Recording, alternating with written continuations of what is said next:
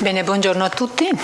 Ringrazio di questa opportunità che mi è stata data dalla dottoressa Barbano, con i rischi che per la dottoressa questo comporta, questo ne avevo già detto, perché quando mi ha parlato telefonicamente di questa possibilità, se ero disponibile per intervenire a questo convegno, io mi sono subito soffermata sul tema maternità tra desiderio e bisogno.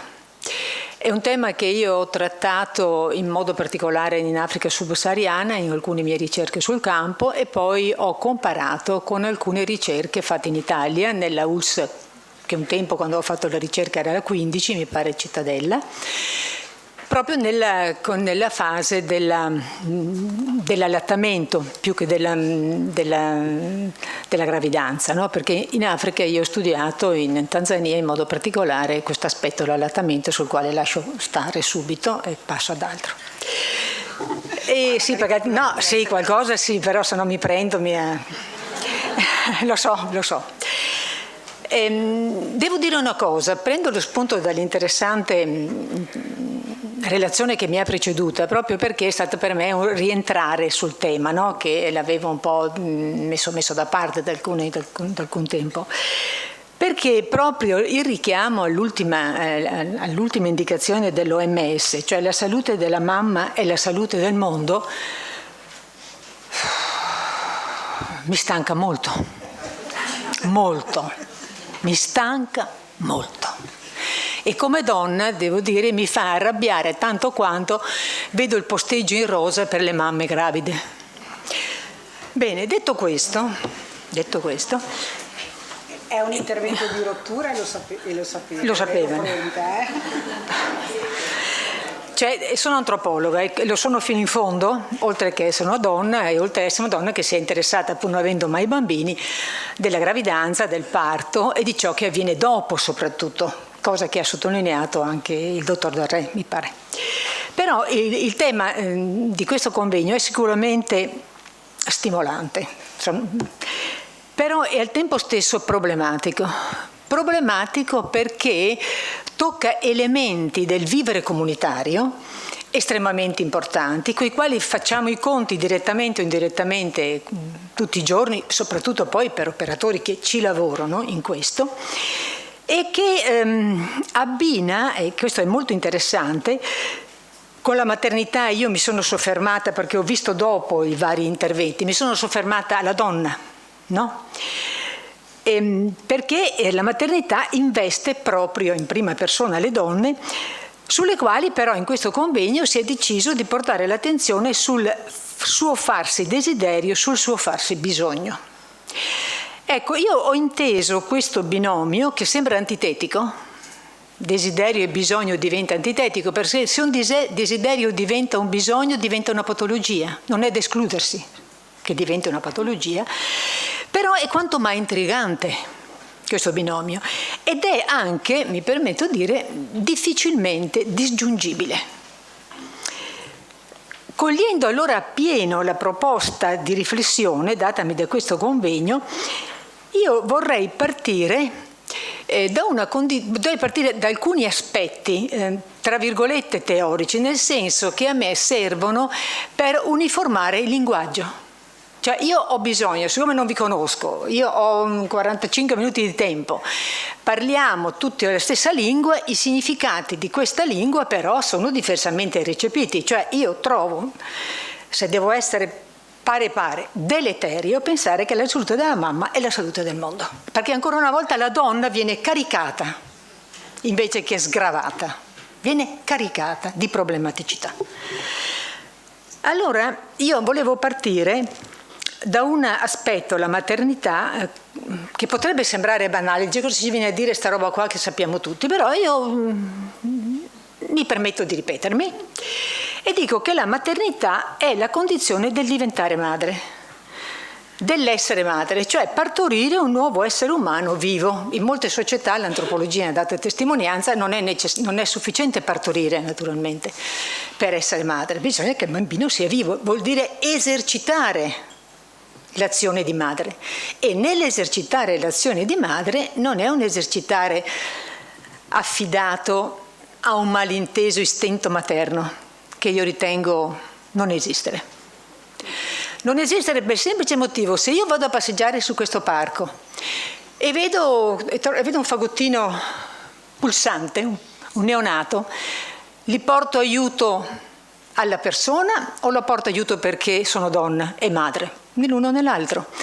È un elemento importante del nostro essere persone, del nostro aver passato quella distinzione tra animale e uomo, per cui io mi sento di attivarmi, di prestare cura ad un soggetto umano, non perché abbia l'istinto materno.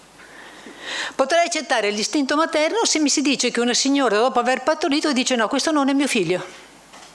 Lo sento che non è mio figlio, e gli fanno l'esame del DNA e vede che non è suo figlio. Non si è mai verificata, perché molte mamme si sono portate a casa il figlio di un altro.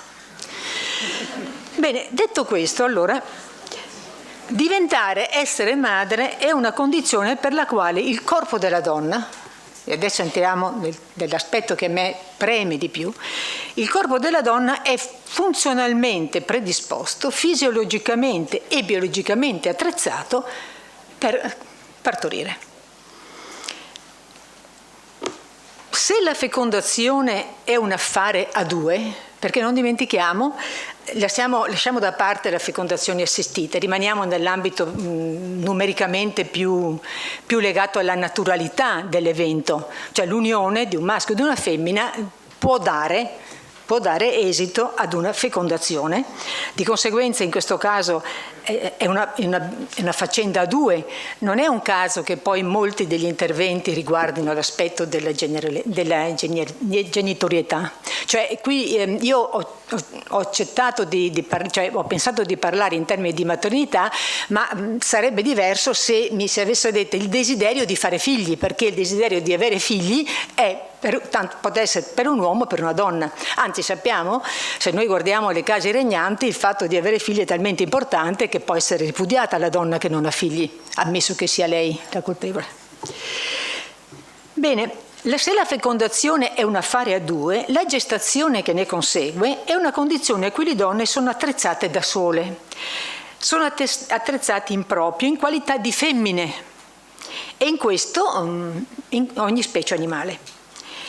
Questi dati di fatto, fecondazione e gestazione, che sono fatti di natura, però, non hanno impedito ai diversi gruppi umani di elaborare credenze sull'apporto del maschio sia nella fase della fecondazione sia nella fase della gravidanza, a dimostrazione di quanto il dato di cultura interagisca con la natura. E qui sta il punto cardine della mia riflessione. Tutto ciò che noi andiamo dicendo oggi, da vari aspetti, da varie professionalità, è un intervento della cultura sulla natura. Noi siamo il prodotto di qualche cosa e siamo soprattutto il prodotto di una cultura che in qualche modo ci ha fortemente plasmato, ci ha profondamente determinato, non ci ha abbruttiti però, ci ha dato la possibilità di percepire che noi siamo un qualche cosa che è definito da una serie di regole, da una serie di motivazioni, da un percorso attraverso il quale siamo quello che siamo.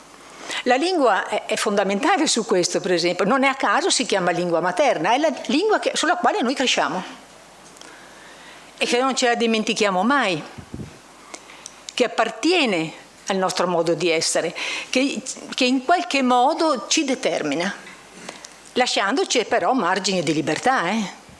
Il condizionamento non è una cosa su cui noi non agiamo, perché altrimenti saremo tutti uguali, invece siamo tutti diversi. Addirittura all'interno della stessa famiglia, fratelli, sorelle, eccetera, pur avendo gli stessi genitori, quasi lo stesso ambiente, dico quasi lo stesso ambiente perché nascere per primi è diverso che nascere per secondi, perché hai già un fratello o una sorella.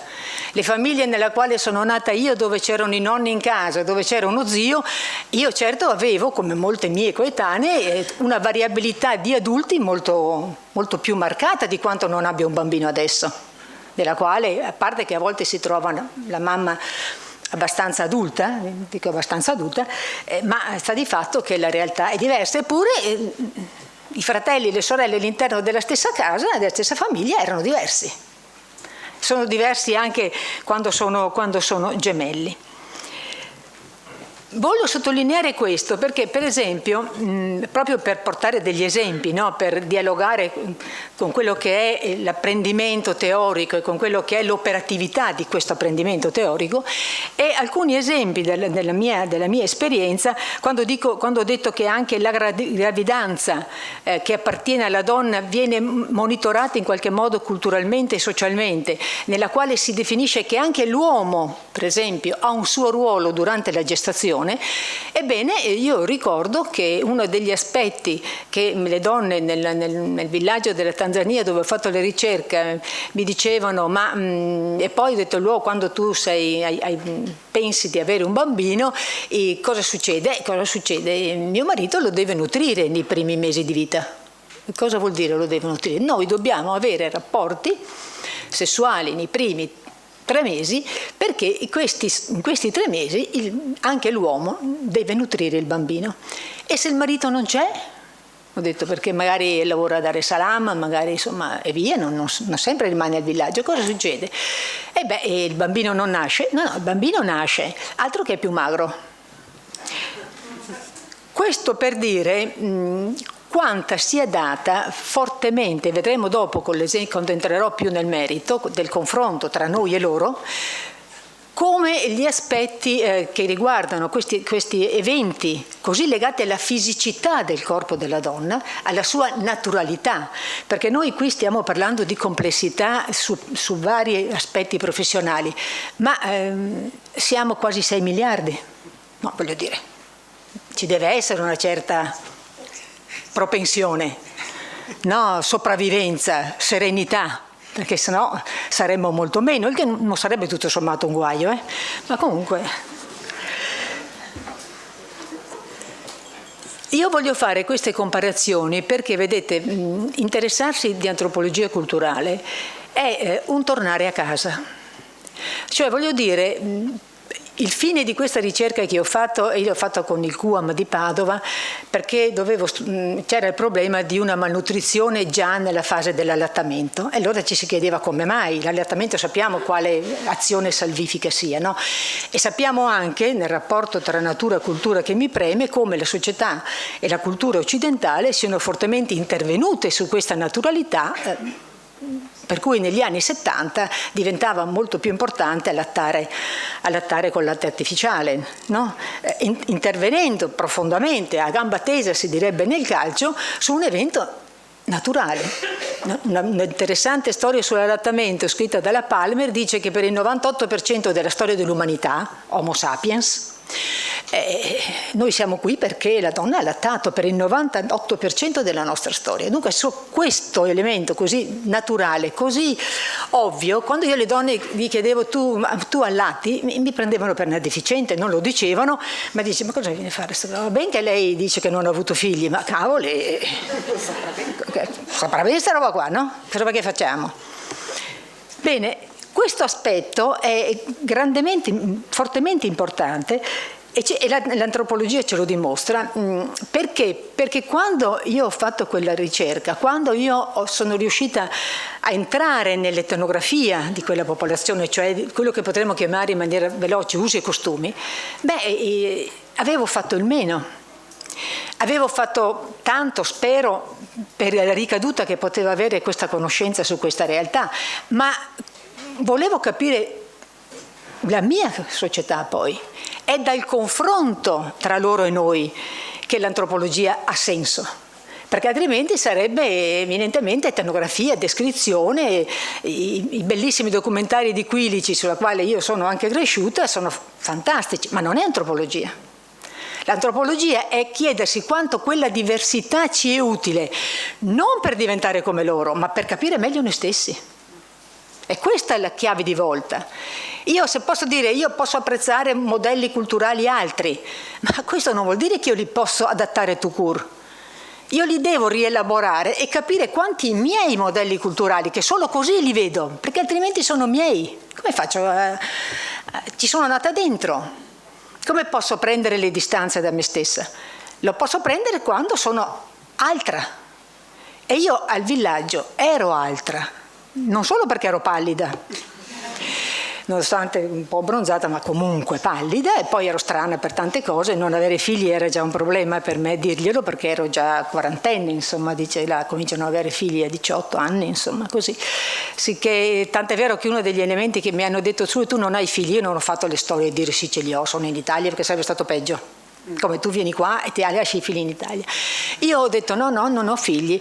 E sapete cosa mi hanno detto? Soprattutto una signora anziana che aveva confidenza, perché lì le classi d'età sono molto importanti. E questa signora anziana, che è stata poi una carissima persona per me, ha detto, non hai figli? Ha detto, beh, allora non ti piacciono gli uomini? Beh, rispondere in cigogo ad un'affermazione di questo tipo era abbastanza complesso, no? Ho detto, beh, sai, in Italia da noi è un po' più complicato. Non c'è questo automatismo, insomma, che poi mi sono accorto che anche loro c'è un discorso di affettività sulla quale io non ho toccato mano, perché era complesso e non era il mio tema, però è chiaro che il discorso di affettività è un discorso importante ed è un discorso difficilmente rapportabile alle mie categorie, sicché era un po' come parlare di magia, sono temi molto, molto complessi che è meglio toccare alla fine. Allora, quello che io volevo sottolineare con questo elemento è che non c'è cultura e società, e la ricerca antropologica, scusate, l'ha dimostrato, che non abbia modellato la figura della donna, dico della donna non perché non l'abbia fatto con l'uomo, ma qui stiamo parlando di maternità, modellato la figura della donna attraverso un lavorio della mente, teso a racchiudere in cornici di senso le donne, volte a sancire controlli su tutto ciò che emana dal suo corpo. E la donna dal suo corpo emana molto in termini di fisicità, dall'attività sessuale alla gestazione, dal parto all'allattamento, dalla mestruazione alla menopausa. Il corpo femminile è un corpo che è una mappa. È una mappa nella quale la naturalità si esplica in maniera potente, ma su quella naturalità si è intervenuto in maniera altrettanto potente. Vuoi per il bene, vuoi per il male, questo è avvenuto e continua ad avvenire, non facciamoci illusioni, qui la maggior parte sono donne, sì che lo possono capire, anche gli uomini, dovrebbero. Sì. Voglio ricordare una frase della Gianna Pomata, che è di un suo articolo dell'83, ma che non ha perso smalto, nella quale dice: niente forse è più affascinante del modo in cui le differenze fisiologiche tra i sessi vengono percepite e interpretate nei vari sistemi di simboli di una cultura. Niente sembra più elaborato e complesso dell'articolazione simbolica di quella che noi tendiamo a dare per scontato come un grezzo dato biologico. Per essere fatto di natura e fatto di cultura, la maternità si fa portatrice di tutta una serie di eventi che, a partire dal corpo della donna, si coniugano con la cultura, il sociale, lo psicologico e il giuridico. Pertanto ciò che una donna vive ed sperimenta con la sua funzione riproduttiva è un complesso di elementi che, mentre trova conferma nei cambiamenti che avvengono all'interno del suo corpo, in gran parte controllati, definiti da ciò che viene fuori dal corpo. Cioè quello che viene all'interno del suo corpo, che sono in gran parte controllati e definiti da ciò che viene fuori dal corpo. Cioè non siamo immuni da questo passaggio. Pensare dunque alla maternità richiederebbe alzare il velo su ciò che su questa fisicità viene costruito e prende forme determinate da più fattori costruiti, fattori coagenti e talvolta concorrenziali. Di regola i ruoli affidati alle donne e i corpi su di esse delineati a seconda degli stadi della vita e dei momenti storici sono stati pensati tra ideologie e idealizzazioni sempre in quanto legati alla natura femminea. Cioè la donna viene sempre riportata alla naturalità. Questa natura femminea è stata col tempo edulcorata, passando dalla funzionalità del suo corpo sancito dalla biologia al modo di essere donna, definito su tutta una serie di modalità del diventare donna, dove la maternità, il prendersi cura, sono andate assumendo la valenza di un'inclinazione femminile, nel senso di una disposizione naturale. Su questa inclinazione si sono scritte pagine esaltanti su codei che dà la vita, che dà nutrimento, che dà accudimento, confinando di fatto la donna a ruoli di fattrice, nutrice e curatrice. Non dimentichiamolo. E qui la donna ha perso terreno sulla propria qualità di persona. Qualità di persona che deve precedere qualunque definizione dell'essere donna, rivendicando la propria alterità rispetto all'uomo, ma di pari valore. Qui invece, e qui bisogna dire anche con un malaccorto contributo femminile che non va sottaciuto, la trappola è scattata, riducendo e emarginando il valore proprio dell'essere persona. L'identificazione linguistica tra mamma e donna è ricorrente. Ricordo, basta guardare i giornali, quando c'è un incidente è morta una mamma. È difficile trovare morto un padre. In altre parole, il vissuto di una donna in qualità di madre, di fatto, il suo essere trascura di fatto il suo essere donna persona, relegando nell'ombra ciò che lei è nella sua totalità e complessità, perché sovrastato da un edulcorato, ma al contempo, mi permetto di dire svilito, termine mamma. Qui ho usato edulcorato nel senso di attenuato, fino a risultare contratto in senso idealizzato, e svilito perché minimizzato, nel senso di ridotto, sminuito. Edulcorato e svilito, il risultato è lo stesso, misconoscimento della sua complessità. Quando dico misconoscimento intendo un qualche cosa di negativo, di svalutato. Non è il non conoscere, perché il non conoscere potrebbe rendere appetibile la conoscenza, ma sminuito, perché tanto appartiene alla natura femminea.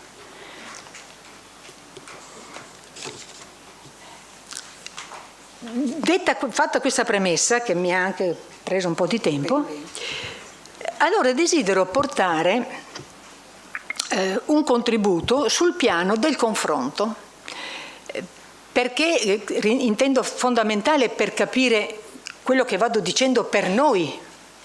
Io non sono qui per istruirvi sulla popolazione che ho studiato, potrebbe esserci un'altra occasione, ma non è questo il mio compito qua. Il mio compito è fare un paragone della mia esperienza, che sembra quanto più lontana si possa immaginare dalla realtà nostra, e vedere che qualità di donna, che aspetto di società ci può ritornare utile per riflettere sulla nostra. Che cosa quella realtà così lontana, che sotto certi aspetti rimane così legata, tra virgolette, alla neutralità della donna, per cui le donne partoriscono in media ogni 2 anni, fanno un numero elevato di figli, allattano 24-30 mesi, cioè vivono in sintonia totale con il figlio dal momento della nascita a quando sgattaiala fuori. Bene, questo così lontano da quello che appare nella nostra società, che cosa ci dice questo confronto? Perché quello che io ho visto immediatamente affrontando questa ricerca al villaggio in Tanzania, mi ha portato di primo acchito a pensare che qui ci troviamo di fronte ad una maternità ed un ruolo materno che le nostre donne hanno dimenticato, che forse era proprio più delle nostre nonne e bisnonne, forse, in quanto le donne con le quali io mi sono confrontata affrontano la propria capacità riproduttiva e sembrano muoversi su ritmi naturali, perché fisiologici. La stessa domanda che gli faceva: tu allatti? E diceva: sì che allatto. D'altra parte non ci sono alternative. In caso di mortalità materna un'alternativa potrebbe essere la mamma della donna morta, che allatta il suo nipotino. Io ho visto che una donna si è preso carico del bambino che aveva avuto la figlia che era morta. mi trovavo di fronte a donne la cui fisicità, la cui funzionalità del corpo sembra allontanarle irrimediabilmente da quell'essere donne in un mondo come il nostro, così fortemente interrelato tra le tante complessità alle nuove frontiere della medicina in tema di riproduzione.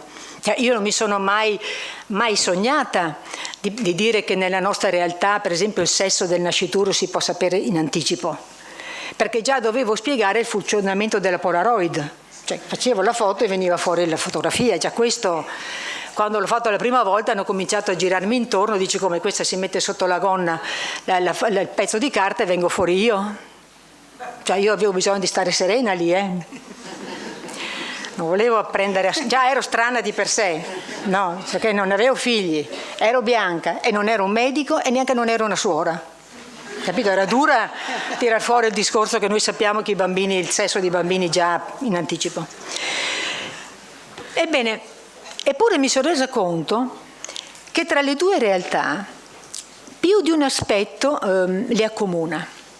Sebbene la distinzione tra l'essere femmina e l'essere donna, passaggio dal dato biologico, il sesso, al costrutto sociale, il genere, sembra segnare e segna per molti versi due mondi lontani tra loro, ma non estranei. E perché non estranei? Perché stiamo parlando di persone. Non sono andata a studiare la riproduzione delle zebre, perché il confronto sarebbe stato problematico. Infatti, guardando a ciò che accomuna in entrambi i mondi, è rintracciabile un'attenzione continua verso la donna, a partire dal suo corpo, portatore e contenitore della sua capacità riproduttiva, luogo dell'esercizio della sua attività sessuale anche. Infatti non è un caso che quando io ho cominciato a studiare l'allattamento, dopo 6 mesi che ero là, insomma sono entrata un po' sul tema, mi sono resa conto che per capire il comportamento materno durante quel periodo dovevo studiare le relazioni sessuali, cosa che prima non avrei mai pensato, mi vedevo collocata nell'ambito squisitamente femminile, invece con le relazioni sessuali ho dovuto aprire anche all'altro sesso. L'attenzione di cui è oggetto la donna in quella realtà, che si manifesta in modi diversi, che può seguire strade diverse, ma attenzione volta allo stesso obiettivo: il controllo del corpo della donna per il buon fine del processo riproduttivo e per un corretto, si legga sancito corretto, uso del suo corpo. Non è quello che la medicina sta facendo e ha fatto? Per il bene della donna, non ci sono dubbi, per una corretta gestazione, benissimo, ma è un controllo. È un controllo che diventa a volte invasivo, che trasforma la gravidanza in malattia. Ecco infatti essere la gravidanza, tra le donne gogo, si chiamano così, del villaggio, ignorata, non fatta oggetto di considerazioni particolari sul tema su cui conversare e su cui fare domande. Perché una caratteristica importante di quella realtà è che non ci si interroga mai sulla gravidanza. Io che mi sono permesso una volta, perché il mio problema, siccome c'erano tante giovani donne incinte, il mio problema era: se mi succede fino che sono con loro che questa qui ha le doglie, comincia e partorisce, e siamo noi due sole sul campo, io avevo il problema cosa devo fare e soprattutto cosa devo fare col cordone ombelicale. Era il mio cruccio. Quando ho chiesto ad una ragazza giovane, che eravamo sul campo a mezzogiorno sotto il sole che non c'era neanche l'ombra, ho detto: quando partorirai? E lei mi ha guardato e ha detto: ma non mi puoi chiedere questo. Se tu l'avessi chiesto ad un'altra persona, avrebbe pensato, ti avrebbe detto: che cosa vuoi fare con la mia gravidanza? Pensate, nella nostra cultura, fino alla metà del secolo scorso, il concetto di occhi cattivi erano ben presenti nelle tradizioni popolari. Non solo nel sud Italia, ma in genere anche nel nostro Veneto. Cioè una donna sterile o che non aveva figli, che guardava una donna gravida, non era vista di buon occhio. Portava male. Non è molto diverso dal fatto di dire: che cosa vuoi fare con la mia gravidanza. Pertanto si tutela la gravidanza in quella realtà non parlandole. non attirando in alcun modo l'attenzione su di un processo, su una condizione del corpo della donna che la comunità, non meno della stessa donna, sa non essere priva di incognite e di pericoli. Lì avere attenzione è non fare attenzione. Questa è la realtà. Eppure, paradossalmente, quello che è inteso come incerto, perché dico, non è detto che sia una gravidanza, potrebbe essere aria, mi dicevano le donne, ma perché non ne parlate? Poi parlando con quelle più anziane che avevano accolto la mia diversità e che avevano pensato che valesse la pena per parlare con me, che ero di un'ignoranza spaventosa su tutto, dal prendere l'acqua, dal distinguere cosa mangiare e cosa non mangiare, e poi non avevo figli, sì che era un'anomalia spaventosa. Ebbene, quello che è inteso come incerto potrebbe essere solo aria, pensa la donna Gogo, non per questo viene vissuto da parte della possibile futura madre meno concretamente per le trasformazioni e i messaggi che il corpo le invia e che lei sa interpretare, lasciandoli però sempre confinati nel suo intimo sentire, in altre parole, fuori dalla mente ma dentro il corpo. E questo è un elemento fondamentalmente diverso dalla nostra realtà. Le nostre donne pensano fuori e non pensano dentro, perché sono state in qualche modo snaturate, culturalmente snaturate, affidandosi ad altri.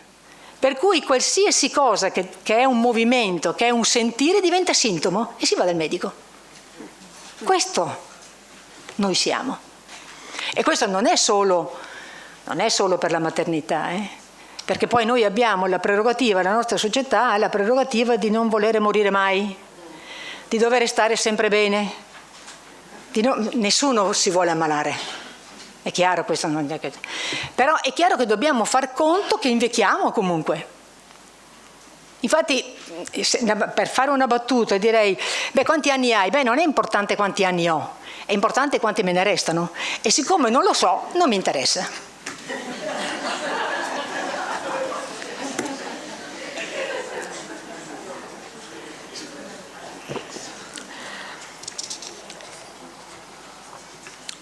Quello infatti che viene vissuto invece dalla donna italiana acquista molto presto concretezza e visibilità, una oggettivazione che avviene fuori da sé, per cui ogni conferma di ciò che il corpo le dice non le appartiene più.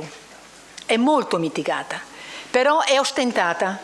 Guardate, quello che quando ero bambina si procuravano le donne in gravidanza i vestiti pre-maman. Li vedete più? Io vedo gente con la pancia fuori. Esteticamente da donna disdicevole. Quello che fino a metà del secolo scorso, anche da noi, era legato alle sue caratteristiche biologiche, assenza delle mestruazioni, per cui ci si interrogava, con l'inizio della gravidanza, che era definita, vedete un po' a proposito di edulcorare, tra virgolette, dolce attesa, anche un'altra cosa qua, ha trovato nei progressi della scienza medica la possibilità di trasformare la speranza di un bambino in un test, i cui risultati non possono sbagliare. Io qui naturalmente non sono qui per negare l'emotività, l'emozione, poi qui ci sono degli esperti che lo sanno meglio di me quanto pesa, ma voglio dire che diventa tutto monitorato, diventa tutto immediatamente svelato, diventa tutto strumentalmente oggettivabile. Cioè il grembo materno, diceva la Duden, è il locus dell'intervento e del controllo, dell'assistenza, un sistema uterino per l'approvvigionamento del feto. Queste sono parole sue. Un processo di medicalizzazione sempre più invasivo ha reso la donna totalmente dipendente dal sapere medico, riducendo via più quel sapere antico delle donne e con esso il senso significante del proprio corpo. A me è piaciuta molto la definizione che ha fatto l'oratore precedente, welfare di comunità, ma bisogna anche rendersi conto di che cosa sia la comunità. C'è la comunità? Cioè, per quello io non accetto gli sbandieramenti dell'OMS quando parla obiettivi di migliorare la salute materna. È un discorso che aveva alla fine del secondo conflitto mondiale. I primi interventi di cooperazione cosiddetti allo sviluppo erano legati alla figura materna. Ma ci rendiamo conto che rimangono parole che servono per giustificare lo stipendio che si fanno? Non lo so, non lo accetto più. Non l'accetto più un discorso di questo tipo. È ora di passare ai fatti, diremmo. E passare ai fatti bisogna fare una rivoluzione.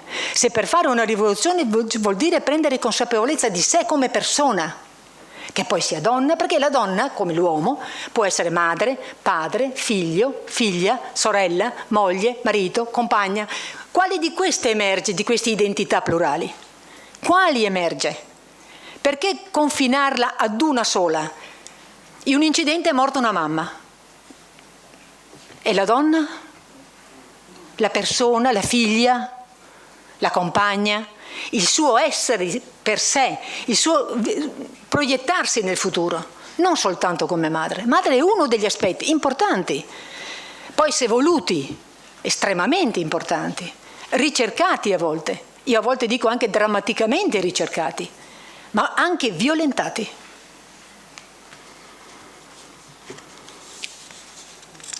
Qui io quanto tempo ho ancora? 5 minuti. 5 minuti, sì, allora non posso fare, siamo oltre, sono diventa frattato, casomai poi se avete delle domande. Cioè quello che a me preme inserire in questa giornata, della quale è ricca di spunti, sicuramente ricca di spunti, è quella ancora una volta di sottolineare, perché l'ho sentito molto forte, la valorizzazione della donna come persona, non come madre. Una donna che può diventare madre se lo vuole,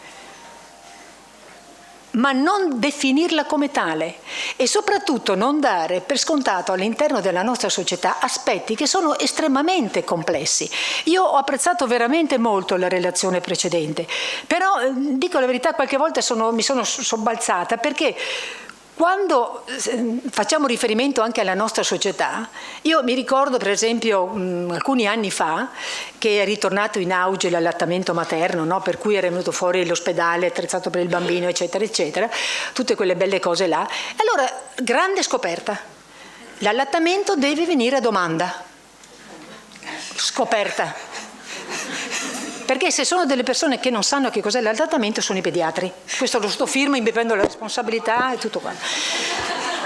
Non so se ce ne sono. Non lo so, ma mi dispiace, non lo sanno. Quando io ero ragazzina e vivevo in una casa dove, prospiciente ad una corte, c'era una signora che aveva avuto un bambino. Vedevo, tutte le volte, lo vedevo spesso lei col bambino sulla corte, e allora la mia mamma gli fa: cosa va? E piange perché ha fame. E dico: 3 ore il pediatra non posso. 3 ore, bisogna aspettare 3 ore. Adesso è a domanda. Bisogna fare quando il bambino vuole, a domanda. Ma si rendono conto i nostri pensatori che fare a domanda quando la donna lavora? Se lo porto come le donne africane dietro la schiena, benissimo, lo porto davanti quando è ora, in ufficio, in banca, in fabbrica. Cioè, voglio dire, che fattibilità ha questo aspetto? Certo che sarebbe la cosa migliore, è la cosa migliore, visto che il produttore di latte è il bambino, succhiando. Ma la vita oggi come oggi mi permettono, se io avessi un bambino adesso, lo metto qui a ciucciare? Certe donne hanno preso le multe, anche in Italia, sono state riprese per questo. Cioè, voglio dire, proporre queste cose qua senza valutare il contesto all'interno del quale noi ci troviamo a vivere vuol dire essere dementi, cioè non avere mente. E caricare ancora la donna di un problema, perché è questo che si fa, caricare la donna di un problema. Io ho partecipato ad un lavoro a Dar es Salaam sulle donne seropositive di HIV. Sapete poi tutte le complicanze che avvengono sul piatto dell'allattamento, eccetera. Allora, siccome nel dare in prestito, no, quei prestiti che si danno, si preferiva dare alle donne che lavorano e restituiscono, invece che darlo ai maschi che bevevano i soldi, tanto per essere spicci, dicevano: allora queste donne che sono sono seropositive, gli diamo la possibilità di avere un pezzettino di orto che lavori, eccetera, gli facciamo in prestito, tanto loro lo restituiscono.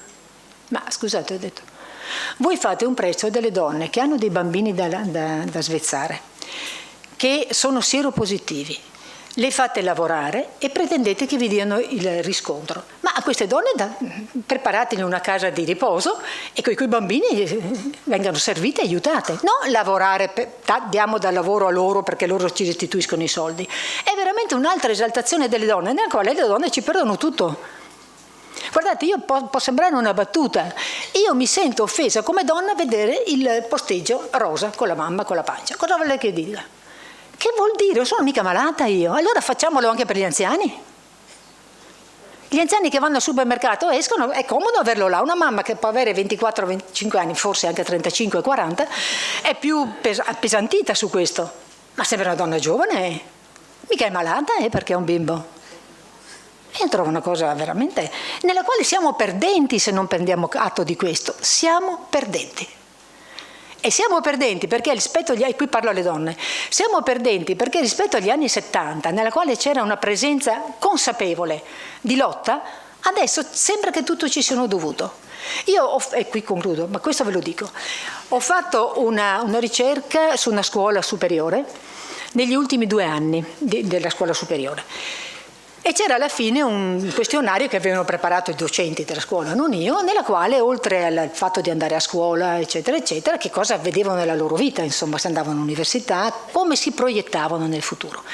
Bene, tutte, maschi e femmine, sì, andremo all'università, lavoreremo, speriamo di trovare un buon lavoro e poi facciamo famiglia. Il fatto di desiderio di fare famiglia era equiparato sia per maschi che per femmine, no?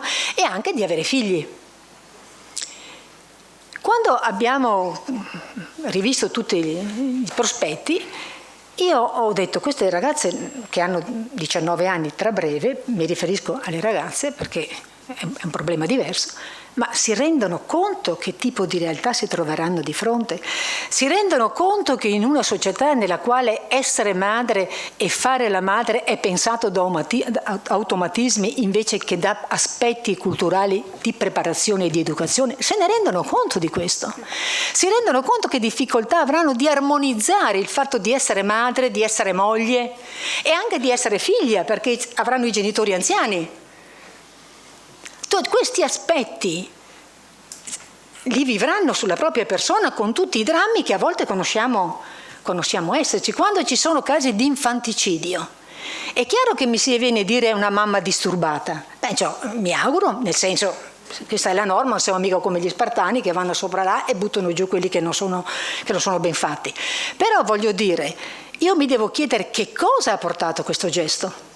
E questo è l'importante, perché è chiaro che è un gesto estremo che non lo posso fermare soltanto alla patologia della singola persona, ma deve essere inserita in un contesto. E in questo caso il contesto gogo, pur con le loro tensioni, perché tensioni ce ne sono nell'abbinare l'essere madre all'essere moglie, perché avere tutto il periodo dell'allattamento senza avere relazioni sessuali, anche in una società poliginica nella quale il marito può avere più mogli, non è proprio facile, ma non è facile non solo per l'uomo, neanche per lei. In una società nella quale a me hanno chiesto ma a te non piacciono gli uomini, e poi ho capito che la sessualità è parte fondante del piacere di coppia. La sessualità non è solo per fare figli come il principe di Lampedusa, che poi lui faceva qualcosa d'altro, ma è piacere. Non dimentichiamola sta cosa qua. Dovrebbe.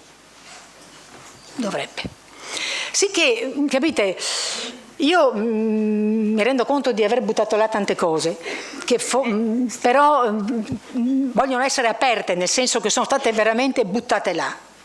Però vi prego, vi invito a riflettere su aspetti che solo banalmente sono scontati o che possono essere limite. Quello che sembra ovvio, quello che sembra una battuta, è una cosa che noi come donne viviamo e mi permetto di dire subiamo. Perché una frase sulla quale vorrei concludere dice: la donna italiana, questo è il mio pensiero ovviamente, la donna italiana, i suoi diritti, le sue prerogative, le sue aspettative stanno vivendo una nuova e altra stagione, in relazione proprio alla figura materna che stenta ad imporsi come non solo risultato di una scelta individuale, ma di una scelta anche di una società che abbia come prerogativa la tutela della donna come persona, non come madre. Io sono stanca morta di sentirmi dire come madre. E da questa tutela che deriva quella tutela della vita su cui si costruiscono immagini tanto lontane dall'identità femminile, vedi allattare a domanda, quanto legate a stereotipi che più che aiutare la vita, la violentano. Grazie.